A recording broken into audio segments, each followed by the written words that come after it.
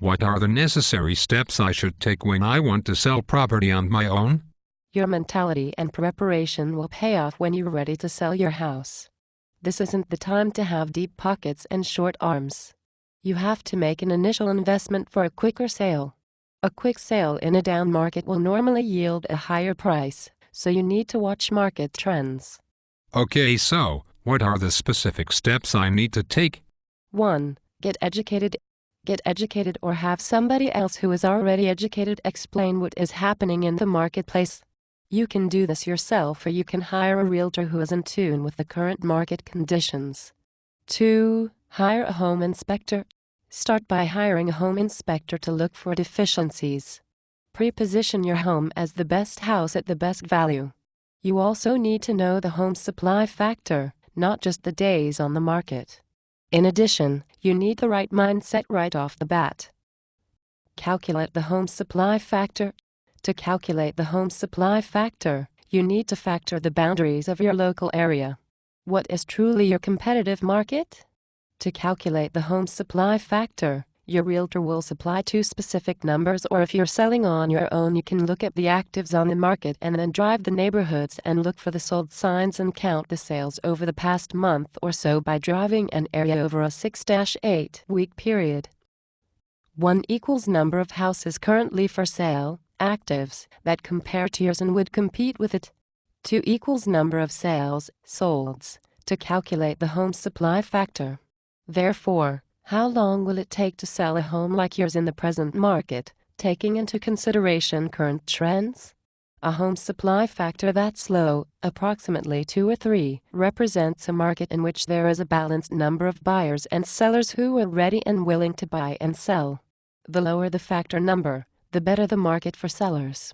The higher the number as it moves away from 4 and 5, the quotient creates a buyer's market. By understanding this number, especially what has been happening in the last 4 to 6 months, and whether that number has been moving up or down, you'll know how to place your home. You have to place your home ahead of the market, whether the market goes up or down. You should also consider seasonal trends.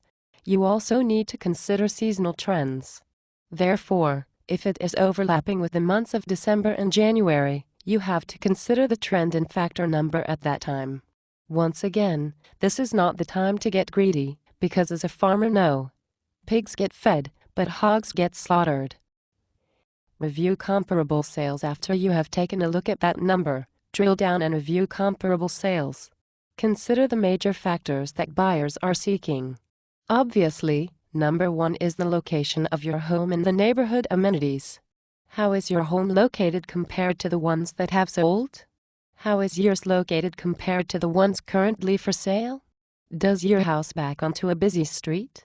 Is the front of the home facing a busy street? Consider what buyers want.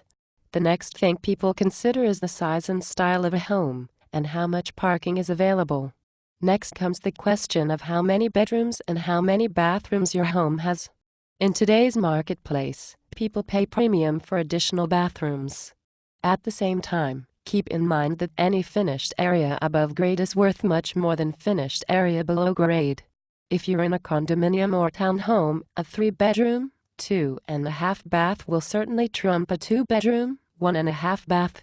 If you own a home, condominium or townhome, parking is a huge consideration, and covered underground parking is obviously a premium. Study the comparative market analysis.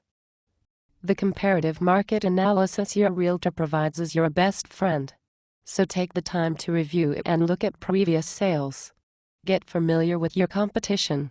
Often, people will take a look at the city assessment. However, you need to realize this is only for tax purposes and really has no bearing on the price of your home. Pricing your home is another important consideration.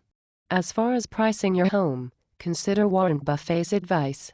Price is what the person pays, and value is what they get. Ultimately, what we are trying to do is create value in your home, so you can sell it for the highest dollar. If you decide to sell your home on your own, review the mills, pick up a local Homes for Sale magazine. Drive by the competition. Rate the competition on the value people would place on that property, not on the condition. Most importantly, you need to know what's hot on the market. What are buyers looking for? What are they really, truly looking for? Remember that the highest price isn't always best. Unfortunately, most people believe that pricing their property as high as possible will yield the highest price. This is probably furthest from the truth. On the other hand, pricing your property too low may mean leaving money on the table. Even worse, buyers may start to wonder what is wrong with your property. Price your home correctly the first time. It's important to price your home correctly right from the start. You have to consider all the factors, including your motivation and time frame when you have to sell your home, and if you are moving from the city. Selling your home is like selling bread at a bakery. If the bread sits on the bakery shelf for too long, you'll need to discount it considerably to sell it before the expiration date. Similarly, when a house sits on the market for too long with a series of price reductions, it raises questions.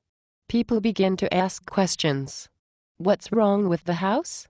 Why has the property been sitting on the market for so long? What am I missing as a buyer? Ultimately, your house will become stale from being on the market too long. What do you do to avoid this? Well, you can conduct a price range listing on your home. Start by looking at the homes in your price range. Assume they range from $290,000 to $299,000 in a declining market. Price your home at $289,000. Better yet, go for $287,000, as 7 is considered a lucky number. Okay, what next? Beware of the appraisal trap. Placing your home at $298,999 is overdoing the numbers.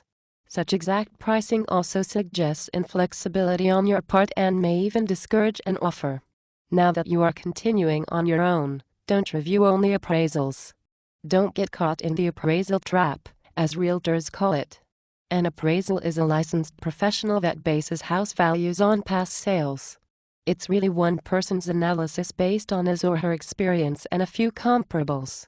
It doesn't take into account market trends, homes on the market, the home supply factor, or even the present sales to new listings ratio. You should also consider market value. The market value is what a willing buyer will pay for a property and what a willing seller will sell for under normal circumstances. In a slow market, those numbers can often be very far apart. So use the home supply factor as your guiding principle. If it approaches 4-7, you will probably need at least a 5 price advantage to create enough demand to result in an offer, or maybe even 2-3 offers. From there, you require the proper negotiation skills to ensure your buyers pay the best possible price. However, you still have to get the first offer.